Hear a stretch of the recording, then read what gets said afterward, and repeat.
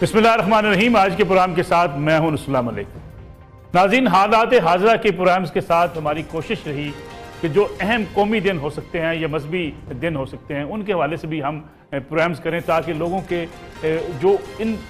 दिनों के हवाले से, ईद उल अज़हा के हवाले से, ईद उल फितर के हवाले से, मुहर्रम और हराम के हवाले से जो एक लोगों की एजुकेशन हो सकती है, जो फ़लसफ़ा इन दिनों का हमारे सामने जो इस्लाम ने पेश किया हमारे सामने, उसको भी हम डिस्कस करें, ताकि लोग अपनी इस प्रोग्राम के ज़रिए इंफॉर्मेशन भी हासिल कर सकें और जो उनके ज़हनों में कुछ खदशात पैदा होते हैं, जो सवालात उठते हैं, उनके जवाबात भी हासिल किए जा सकें। अमीन शहदी साहब हमारे साथ मौजूद हैं। अमीन शहदी साहब, एक बड़ी आजकल सोशल मीडिया पर बहुत चीज़ें वायरल हो रही हैं। हमने कोशिश की कि हम अपने प्रोग्राम्स के अंदर जो भी हमारे अहम मजहबी दिन हैं उनके हवाले से हम आप लोगों की आरा लेते हैं, ताकि लोगों तक वो एक तालीम और तरबियत का जो एक मीडिया का किरदार हो सकता है वो भी पूरा हो सके। ये जो सोशल मीडिया पे आजकल कहा जा रहा है कि कुर्बानी की इस्तात इंसान रखता हो, लेकिन अगर कोई ज़्यादा ज़रूरतमंद है तो उसकी मदद कर दी जाए, कुर्बानी को बेशक ना किया जाए, उसकी मदद कर दी जाए, क्या इसकी गुंजाइश है इस्लाम में?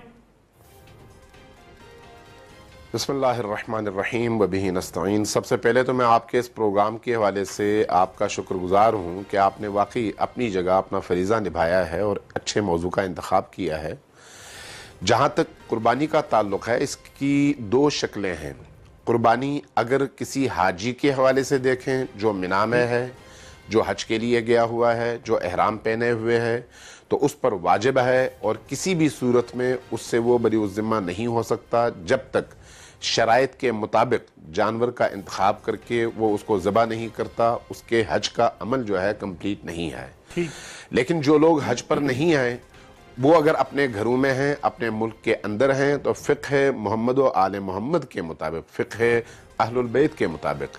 उनके लिए ये जो फरीज़ा है, ये फरीज़ा चूँकि हज से मुतल्लिक़ है, इसलिए यहाँ पर मुस्तहब है, मुस्तहब मुअक्कदा है, ताकीद है कि हत्तल इम्कान करो, लेकिन वजूब वाली कैफियत नहीं है। इसलिए अगर किसी शख्स की इस्तिताअत है तो सवाब बेइंतहा ज़्यादा है, ज़रूर करना चाहिए। लेकिन जब मुस्तहब है और फर्जियत और वजूब नहीं है, तो उस सूरत में अगर कोई लाचार है, कोई बेवा है, कोई ऐसी बच्ची है जिसकी शादी नहीं हो रही, कोई ऐसा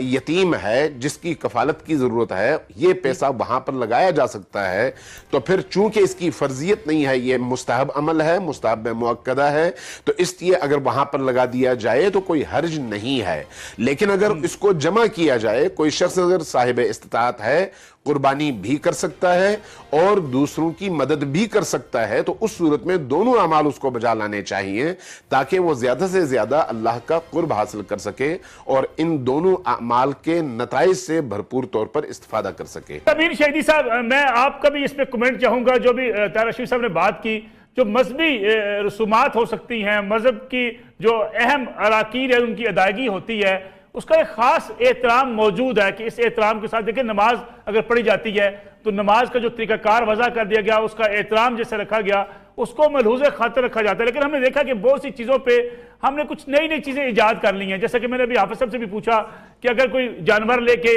डांस करती खातून हमें नजर आती है, या जो नमूदो नुमाइश बहुत ज़्यादा की जाती है कि बड़ा बैल खरीद लिया 10 लाख का, 15 लाख रुपए का, क्या ये उसकी जो कुर्बानी की सही जो थी, जो जरूरत थी कुर्बानी की, उसको क्या हम डैमेज नहीं कर रहे हैं? कुर्बानी सिर्फ किसी बकरे का, किसी जानवर का ज़बह करना नहीं है, बल्कि अल्लाह की इताअत के लिए अपनी खुशियों, अपनी ख्वाहिशात, अपने मतामे, अपने तमायुलात और इन तमाम चीज़ों को ज़बह करना है। अपनी अनानियत को ज़बह करना, अपनी ख्वाहिशात को ज़बह करना, अपने गुरूर को ज़बह करना, अपने तकब्बुर को ज़बह करना, अपनी दौलत पसंदी की नुमाइश को ज़बह करना, अपने हुस्न जमाल के गुरूर को और जो माशरती स्टेटस है उसको ज़बह करना। उसके साथ साथ उसका जो दूसरा फलसफा है वो ये है कि आप जब एक जानवर ज़बह करते हैं और उसका खून अल्लाह की राह में बहाते हैं, तो अल्लाह तक उसका गोश्त नहीं पहुंचता। ये अहादीस मुस्तनद अहादीस है, शिया सुन्नी दोनों किताबों में, दोनों की मनाबे रिवाई में गोश्त नहीं पहुंचता, बल्कि आपकी नीयत पहुंचती है, आपका इरादा पहुंचता है। آپ نے اگر اللہ کی خوشنودی کے لیے ذبح کیا ہے تو اللہ کی بارگاہ میں یہ مقبول ہے، لیکن اگر آپ نے اپنی خواہشات کی تکمیل کے لیے ذبح کیا ہے تو آپ نے جانور تو ذبح کر لیا، لیکن اس کو قربانی آپ نہیں کہیں گے، آپ نے اللہ کے مشیت کو قربان کیا ہے اپنی خواہشات پر۔ لہٰذا یہ جو آج کی رسمیں یا آج جو پروپیگنڈے یا آج جو صورتحال ہم دیکھ رہے ہیں، یہ اصل میں باقاعدہ طور پر دینی قدروں کو پامال کرنے کے لیے اب ہر چیز کو دین کے ساتھ مکس کر دیا گیا ہے، اور دینی اقدار کو کمرشلائز کرنے کے لیے یہ راہیں اپنائی گئی ہیں۔ جس طرح سے آپ رمضان المبارک میں، رمضان ٹرانسمیشن میں قرآن اور سنت کے بیان کے لیے فاحشاؤں کو دیکھتے ہیں، آپ ایسی خواتین کو دیکھتے ہیں جن کی پوری زندگی اللہ کی نافرمانی میں گزری ہے، اب وہ جو ہیں اللہ کے دین کی ترجمانی کے لیے رمضان المبارک میں تشریف لے آتی ہیں تاکہ رمضان المبارک میں اس پروگرام کو کمرشل طور پر دیکھا جا سکے اور ویورشپ کو زیادہ سے زیادہ حاصل کیا جا سکے۔ اب یہ جو ٹرینڈ ہے، اس ٹرینڈ کے نتیجے میں دینی اقدار پامال ہوتے ہیں، دین کی روح پامال ہوتی ہے۔ لہٰذا یہ جو کیٹ واکنگ ہے یا اس طرح کے دیگر تمام شعبدہ بازیاں ہیں، ان شعبدہ بازیوں کو ایک طرف رکھنا چاہیے، اس کی مذمت بھی ہونی چاہیے، اور دینی اقدار کو پاک و پاکیزہ رکھ کر اس کو ہر طرح کی اس آلائش سے پاک رکھنا چاہیے تاکہ عند اللہ ہم سرخ رو ہو سکیں۔ اس کی جو لوگ ترویج کرتے ہیں وہ بھی میں سمجھتا ہوں کہ بہت بڑا جرم انجام دیتے ہیں، ان کو قبر میں جواب دینا ہوگا اللہ کی بارگاہ میں، دنیا میں بھی شاید اس کا خمیازہ ان کو بھگتنا پڑے، جو لوگ دین کی ان قدروں کو اس طرح سے پامال کر کے اللہ کی نافرمانی کرنے والوں کو اس طرح سے ہیرو بنا کر قربانی کے جذبے کو مسخ کرنا چاہتے ہیں، ان کو اللہ ہدایت دے۔ اور ہمیں بھی چاہیے کہ ہم اس طرح کی چیزوں میں بہرحال جو شعور، جو فہم اور جو دین کا تصور اللہ نے عطا کیا ہے وہ دوسروں تک پہنچاتے رہیں اور لوگوں کو اس حوالے سے آگاہ کرتے رہیں۔ ٹھیک ہے امین شہیدی صاحب، ہم اگر گوشت کی تقسیم کی بات کریں، اس پہ بھی بڑی بحث ہوتی ہے۔ بعض ہم نے دیکھا کہ گوشت، اب دیکھیں بڑے بڑے آپ کو ہوٹلز کے باہر بعض جگہوں پہ لگا ہوا نظر آئے گا، ران یہاں سے روسٹ کروائیں، اس کا مطلب یہ کہ ران آپ نے اپنے لیے رکھ لی، اچھا گوشت نکال کے فریج میں بھر لیا جاتا ہے اور پھر کئی ماہ تک گوشت کھایا جاتا ہے۔ کیا یہ واقعی یہ طریقہ کار قربانی کا ہے، یا قربانی کا یہی طریقہ کار ہونا چاہیے کہ ہم جانور قربان کریں اور اس کا سارا گوشت اپنے فریج میں رکھ لیں؟ جہاں تک آپ نے قربانی کے حصوں کے بارے میں سوال کیا، رسول پاک صلی اللہ علیہ وآلہ وسلم نے جب قربانی کی، حضرت ام المومنین عائشہ سے پوچھا کہ عائشہ یہ بتاؤ کہ کیا بچا ہے اور کیا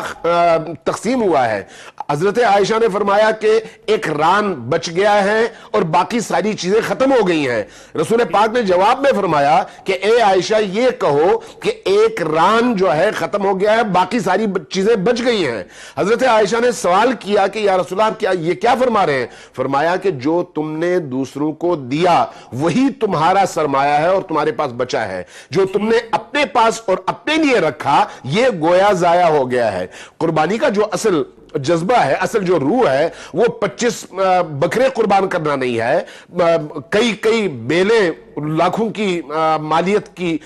خرید کر اس کو قربان کرنا نہیں ہے، بلکہ غریب پروری ہے، ان گھروں میں خوراک پہنچانا، ان گھروں میں گوشت پہنچانا جہاں کے لوگ بالعموم سال بھر اس گوشت سے محروم رہتے ہیں۔ اس لیے قربانی کے 3 حصے کیے گئے ہیں، ایک حصہ عزیزوں کے لیے، رشتہ داروں کے لیے، ایک حصہ غریب اور غربا کے لیے جن کو آپ پہچانتے نہ ہو لیکن ان کے گھروں میں گوشت نہ پکتا ہو، ایک حصہ آپ کے لیے ہے۔ اب اگر ساری قربانی کا گوشت آپ فریج میں بھر کر ران جو ہے روسٹ کر کے آپ اگر تکے بوٹیوں کی محفلیں جماتے رہے اور اس کی جو اصل روح تھی جس کے نتیجے میں آپ نے غربا کو، عزیزوں کو، رشتہ داروں کو سیر کرنا تھا اور ان کے پیٹ کو بھرنا تھا، گوشت سے ان کو بھی آشنا کرنا تھا، وہ آپ اگر انجام نہیں دیتے تو اس کا مطلب یہ ہے کہ آپ نے قربانی کے فلسفے کو پوری طرح سے سمجھا ہے اور اس پر عمل کیا ہے۔